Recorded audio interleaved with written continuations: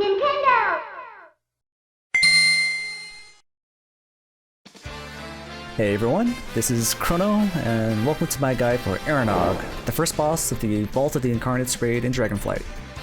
The footage shown in this video is from raid testing, which took place a few months prior to the release of the expansion, so expect the fight to potentially be different when it hits live. It's also worth noting that, when looking at the dungeon journal on live servers, as of mid-November, some mechanics I'm about to show you have either been removed and or replaced by new ones, but the core mechanics haven't changed, so the goal of this video is to give you a rough overview of what you could expect. With that being said, let's get started.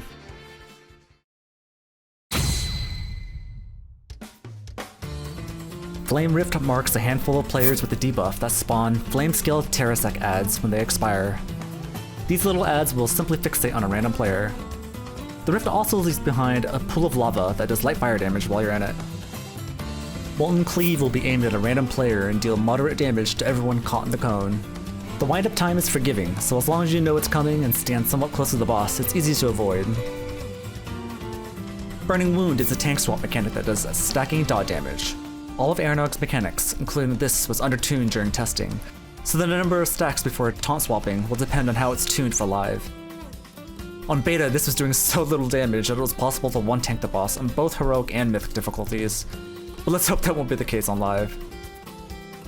At 100 energy, the boss runs to the middle of the room and the intermission begins. He'll start pulsing raid-wide damage and summon fire elementals at the edge of the room that are linked together by fire chains. The intermission ends once these ads arrive at the boss. Touching a fire chain does overwhelming damage, and if you manage to survive, it'll stun you for a few seconds. Killing an elemental will create a path, but you can use blinks, warlock portals, and other similar options to get across. These Ellies will gain an absorb shield if they cross over any of the fire pools left over from phase 1, so be ready to target one that doesn't have a pool along its path.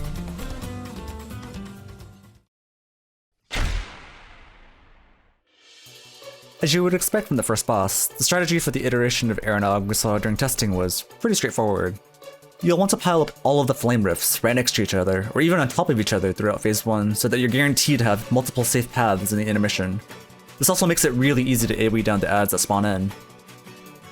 Even if they tune the raid damage to put more pressure on the healers, the only real blunders that could lead to disaster are related to the intermission.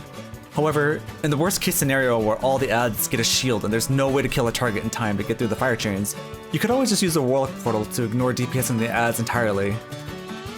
Assuming that remains true when this goes live, I feel like they'd have to make gateways not grant immunity to the chain, otherwise we could end up bypassing the only mechanic that matters in the entire fight. Before I go into the mechanics that have changed in the live dungeon journal, I'd like to cover the mythic mechanics we saw during raid testing.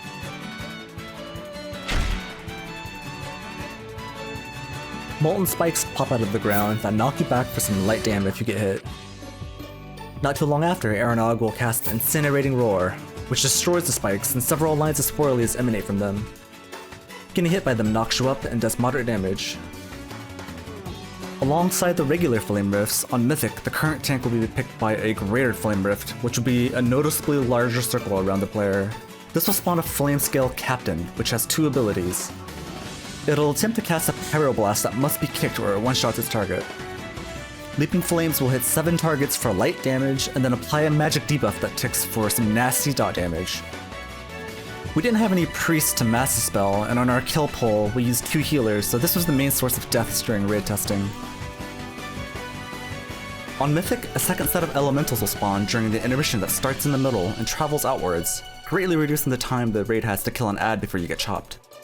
You'll have to be decisive about focusing one target to free up a path and repeat for the next wall. Once again during Mythic testing, lock portals were an easy get-out-of-jail-free card. I'm going to play footage of us trying to bug out the boss while I walk you through some of the changes that are on the live dungeon journal at the moment. The intermission is unchanged, so we'll still be dealing with killing elementals to open up a path. Ads are still present in phase 1, however, flame rifts have been removed as a mechanic, so presumably the boss will just summon them in occasionally. The small ads will now enrage when they're low in HP, so taking hits may prove to be lethal, and require some coordinated CC. The Mythic version no longer summons the Captain ad, but instead the small ads will arrive with a shield. Popping any of the shields will do a lot of damage to the whole raid. During raid testing, we had roughly 200k HP for non-tank players, But we also need to keep in mind recent changes have given all players an extra 40% stamina in an effort to nerf healers, so it's unclear how many shields you can pop at once before wiping the raid instantly. On Mythic, 3 blazing banners will appear that grants the boss and all the adds extra damage and movement speed. This makes the enraged small adds and intermission elementals a much bigger threat while the flags are up. The room is fairly big, so it's possible the fight will involve a lot of running around to clear out the banners. Now that flame roofs are pruned, a lot of other mechanics will spawn the primal flows in Phase 1, which are the fire pools that shield the intermission adds. The Molten Cleave has been reworked to operate as this tank swap mechanic, and it is now called Molten Swing. With this change, I assume it's now instant, and it becomes extra punishing if non-tank players get hit, since they'll now leave behind a fire puddle.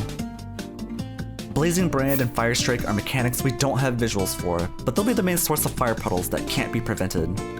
The fight definitely becomes a bit more interesting than it was before. In its original state, it felt like nothing impactful happened in Phase 1, then intermission would roll around and you just take a lock portal and then rinse repeat. With these changes, Phase 1 revolves around taking out the banners while being efficient with the space we have for the fire pools. For the first boss of our raid, this sounds like a reasonable challenge without being a brick wall, and I'll definitely take it over some of the flops we've been given in recent expansions. I hope this guide helped you out in some way. I'm currently in the process of making guides for the rest of the bosses we tested on beta, so hopefully I can get those done in time for the raid release. If you liked the video, please leave a like or a sub, it helps out a lot. With that being said, I wish everyone good luck in their raiding endeavors, and I'll see you guys in the next one.